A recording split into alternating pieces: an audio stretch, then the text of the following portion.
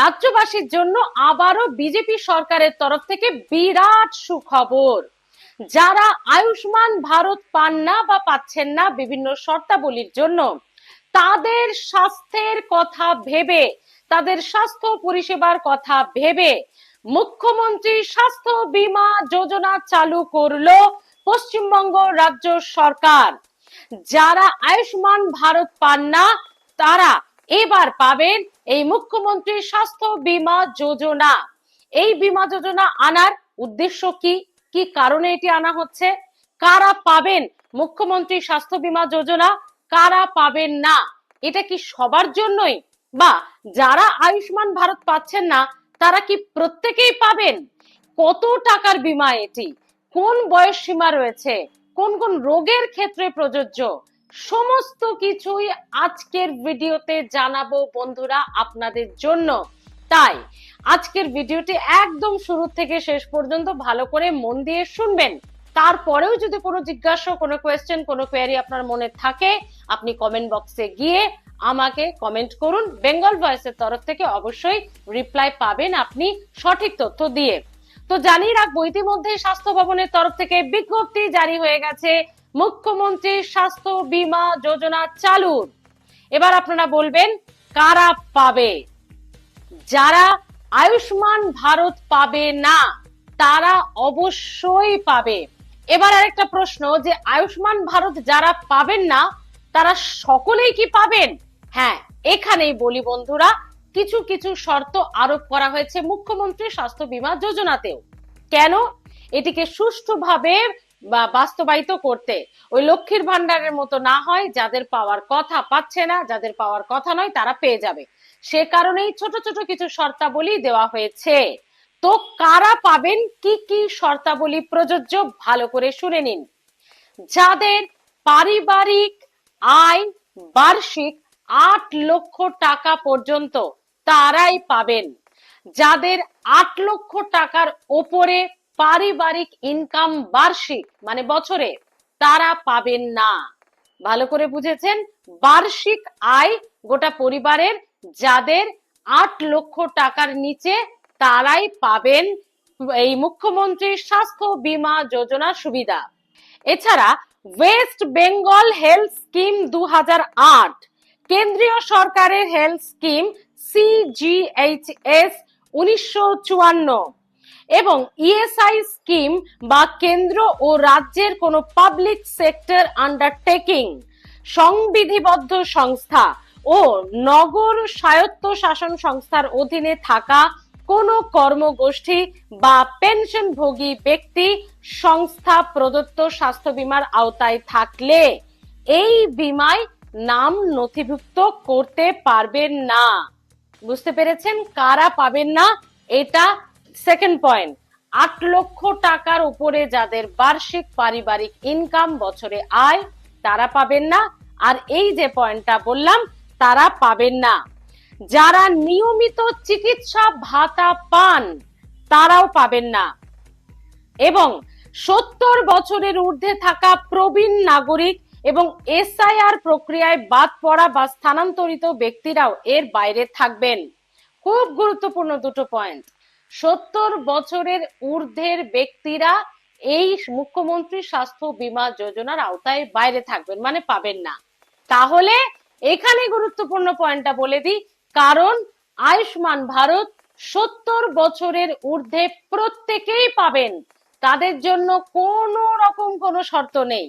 তাই এই রাজ্যের স্থায়ী বাসিন্দা, ভোটার, নাগরিক যারা, তারা 70 বছরের উপরে যাদের বয়স, তারা আয়ুষ্মান ভারত প্রত্যেকেই পাবেন, মহিলা পুরুষ নির্বিশেষে। 70 বছর বয়স হলেই তারা আয়ুষ্মান ভারতের আওতায় ঢুকে পড়বেন। তাই মুখ্যমন্ত্রী স্বাস্থ্য বীমার দরকার নেই।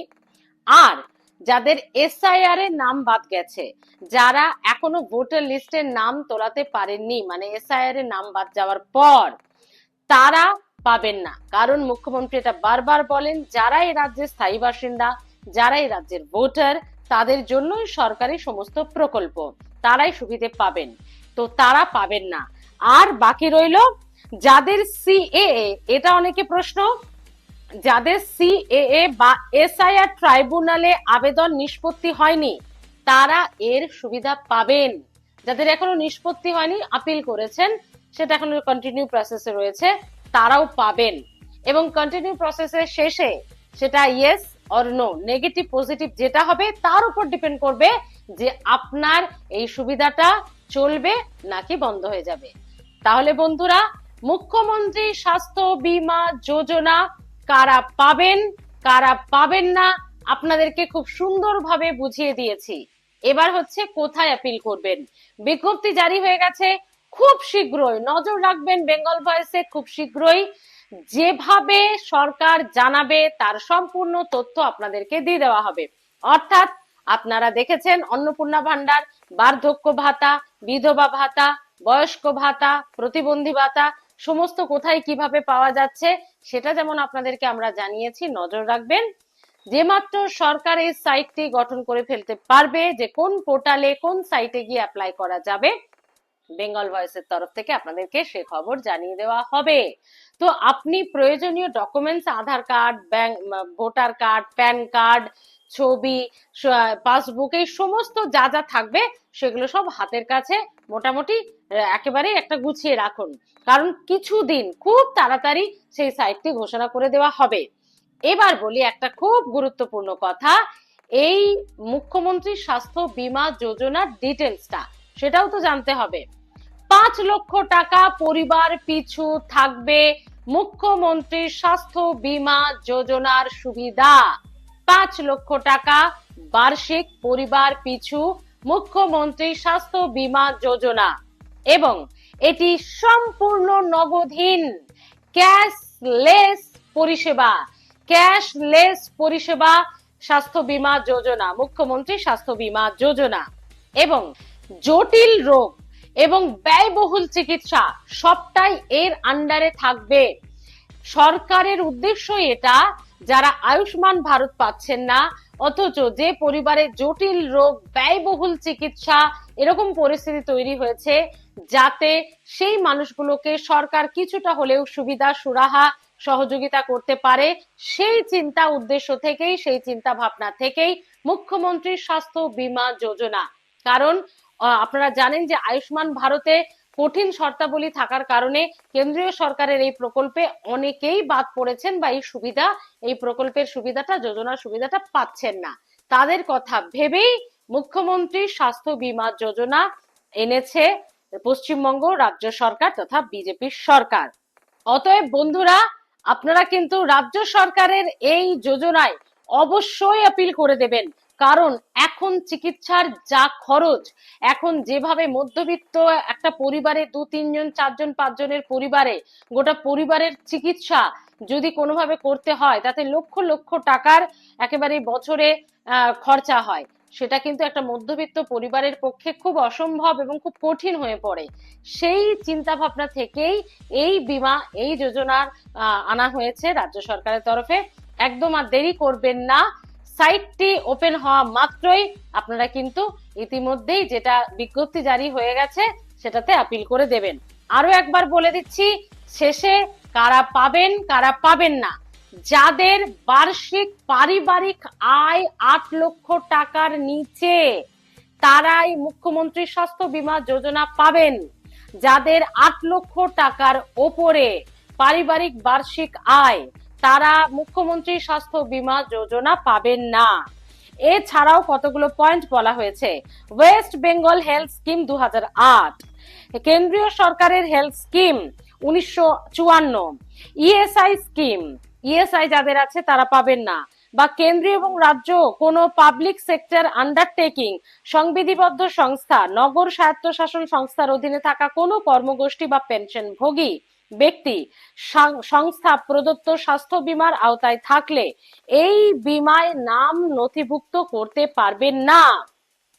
এছাড়া যারা নিয়মিত চিকিৎসা ভাতা পান, যারা 70 বছরের ঊর্ধ্বে, তারাও এই মুখ্যমন্ত্রী স্বাস্থ্য বীমা যোজনা পাবেন না। যাদের এসআইআর এর নাম বাতিল হয়েছে তারাও মুখ্যমন্ত্রী স্বাস্থ্য বীমা যোজনা পাবেন না। 70 বছর বয়সের ঊর্ধ্বে প্রত্যেকেই পাবেন আয়ুষ্মান ভারত, মহিলা পুরুষ নির্বিশেষে প্রত্যেকেই পাবেন আয়ুষ্মান ভারত। 5 লক্ষ টাকার পারিবারিক বার্ষিক এই স্কিমে অবশ্যই সাধারণ মানুষের, মধ্যবিত্ত পরিবারের মানুষের কিন্তু প্রচুর সহযোগিতা হবে, একটা ভরসার জায়গা তৈরি হবে স্বাস্থ্য বীমার ক্ষেত্রে। তাহলে বন্ধুরা, কেমন লাগলো ভিডিওটা? আর যেটা বললাম, সাইট ওপেন হওয়া মাত্রই আপনাদেরকে আমরা জানিয়ে দেব। দেখতে থাকুন বেঙ্গল ভয়েস। এখনো যারা সাবস্ক্রাইব করেননি চটপট করে নিন, না হলে ভিডিও কিন্তু মিস হয়ে যাবে। ভালো থাকুন, দেখতে থাকুন বেঙ্গল ভয়েস। এতক্ষণ আপনাদের সঙ্গে ছিলাম আমি স্মৃতি।